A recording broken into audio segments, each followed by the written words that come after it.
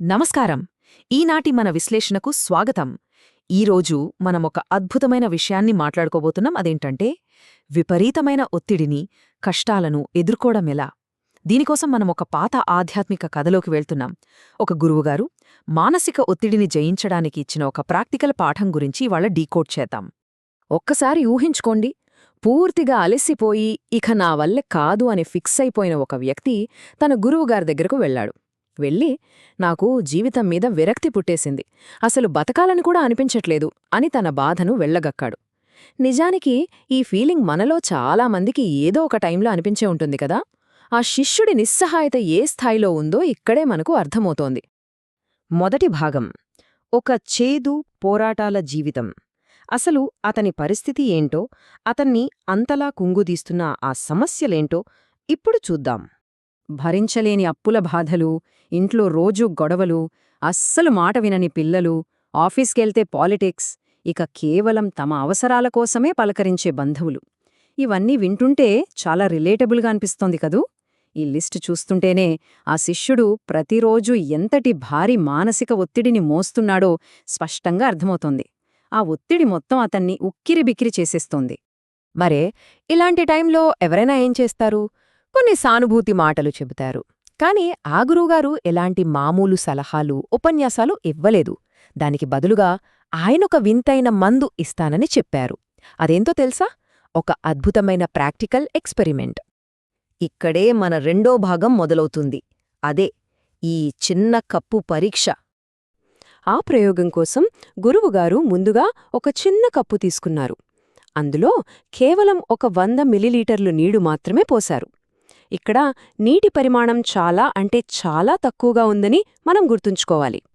ఆ తర్వాత ఆయన ఏకంగా ఒక 100 గ్రాములు ఉప్పు తీసుకున్నారు.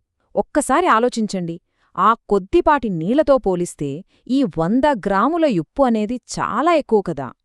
ఈ డిఫరెన్స్ ఏంటో మనకు ఇక్కడే తెలిసిపోతోంది. ఇప్పుడు గురువుగారు ఒక కండిషన్ పెట్టారు. ఆ కప్పులోని కొద్దిపాటి నీళ్లలో ఆ భారీ ఉప్పును వేసి బాగా కలిపి, ఎందుకు, ఏమిటి అని ఒక్క ప్రశ్న కూడా అడగకుండా ఆ ఉప్పు నీటిని పూర్తిగా తాగేయమని శిష్యుడికి చెప్పారు. ఇంకేముంది, గురువుగారు చెప్పారు కదా అని ఆ నీటిని నోట్లో పోసుకున్నాడు. పోసుకున్న వెంటనే ఫట్టుమని ఉమ్మేశాడు. గురువుగారు, ఇది అత్యంత దారుణంగా చేదుగా ఉంది, దీన్ని నేనెలా తాగగలను అని కంగారుగా అడిగాడు. అంత తక్కువ నీటిలో అంత ఉప్పు కలిపితే ఎవరైనా అలాగే రియాక్ట్ అవుతారు కదా, దాన్ని తాగడం ఎవరివల్ల కాదు. ఇప్పుడు అసలు ట్విస్టేంటో చూద్దాం. మూడవ భాగం, విశాలమైన సరస్సు పరీక్ష. ఇప్పుడు గురువుగారు ఆ శిష్యుణ్ణి ఆశ్రమం వెనుక ఉన్న ఒక అందమైన పెద్ద సరస్సు దగ్గరికి తీసుకెళ్లారు. ఇక్కడ మనం క్యాచ్ చేయాల్సిన మెయిన్ పాయింట్ ఏంటంటే, ఆయన మళ్లీ తనతో పాటు అదే 100 గ్రాముల ఉప్పును తెచ్చారు. చుట్టూ ఉన్న పరిసరాలు మారాయి, నీటి వనరు మారింది, కాని ఉప్పు పరిమాణం మాత్రం ఏమాత్రం మారలేదు. ఇది పాతదానిలాగే ఉంది. ఇప్పుడు గురువుగారు ఇంకో వింత ఆర్డర్ వేశారు. ఆ 100 గ్రాముల ఉప్పును ఆ పెద్ద సరస్సులో పోసి చేతితో బాగా కలిపి ఆ సరస్సులోంచి కడుపు నిండా నీళ్లు తాగమని చెప్పారు. వినడానికే చాలా ఆశ్చర్యంగా ఉంది కదా. శిష్యుడు అలాగే చేశాడు. దోసెలతో నీళ్లు తీసుకుని కడుపు నిండా తాగాడు. ఈసారి ఆశ్చర్యంగా ఆ నీళ్లు చాలా తియ్యగా అనిపించాయి. అతని దాహం పూర్తిగా తీరిపోయింది. ఆ 100 గ్రాముల ఉప్పు ఏవైపోయిందో ఏమో, కనీసం దాని జాడ కూడా అతనికి తెలియలేదు. ఉప్పు మొత్తం ఆ నీటిలో మాయమైపోయింది. ఇది నిజంగా ఒక మైండ్ బ్లోయింగ్ కంపారిజన్ కదా. ఒకవైపు చిన్న కప్పు, అందులో ఉప్పు వేస్తే భరించలేని చేదొచ్చింది. మరోవైపు అంత పెద్ద సరస్సు, అందులో అదే ఉప్పు వేస్తే పూర్తిగా కరిగిపోయి ఏకంగా దాహమే తీర్చింది. దీనిబట్టి గురువుగారు ఏం చెప్తున్నారంటే, ఉప్పు ఎప్పుడూ ప్రాబ్లం కాదు, ఆ ఉప్పు ఏ పాత్రలో కలుస్తోంది, ఆ పాత్ర సైజ్ ఎంత అన్నదే అసలైన పాయింట్. దీని వెనక ఉన్న అసలు మీనింగేంటో ఇప్పుడు డీకోడ్ చేద్దాం. 4వ భాగం, మనస్సు సామర్థ్యాన్ని విస్తరించడం. మనం స్టార్టింగ్లో మాట్లాడుకున్న శిష్యుడి ప్రాబ్లమ్స్ గుర్తొచ్చాయా? ఈ కథలో ఉప్పు అంటే అదే. మన లైఫ్లో వచ్చే కష్టాలు, అప్పులు, రిలేషన్షిప్ ప్రాబ్లమ్స్ ఇవన్నీ ఆ 100 గ్రాముల ఉప్పులాంటివే. అవి ఎప్పుడూ ఉంటాయి, వాటిని మనం పారద్రోలలేము. వాటి సైజు ఎప్పుడూ స్థిరంగానే ఉంటుంది. మరి నీరు అంటే ఏంటే?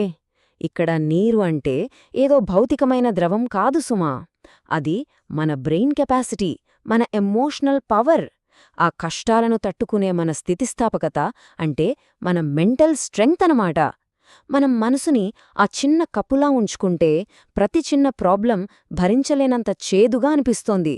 అదే మనస్సుని సరసులా బ్రాడ్గా మార్చుకుంటే ఎంతటి కష్టమైనా అందులో ఈజీగా కలిసిపోతుంది.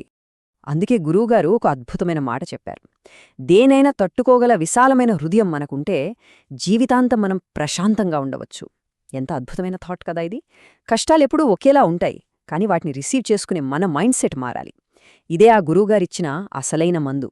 ఫైనల్గా ఈనాటి మన విశ్లేషణను ముగించే ముందు ఒక్కసారి మనలో మనం ప్రశ్నించుకుందాం. మన దైనందిన సమస్యలని, ఉప్పును మనం ఎలా స్వీకరిస్తున్నాం?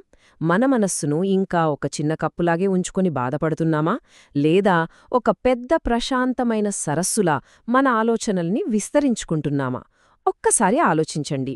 ఈ సరికొత్త పాయింట్ కష్టాలను ఎదుర్కొనేందుకు ఖచ్చితంగా హెల్ప్ అవుతుందని అనుకుంటున్నాను. మళ్ళీ కలుద్దాం.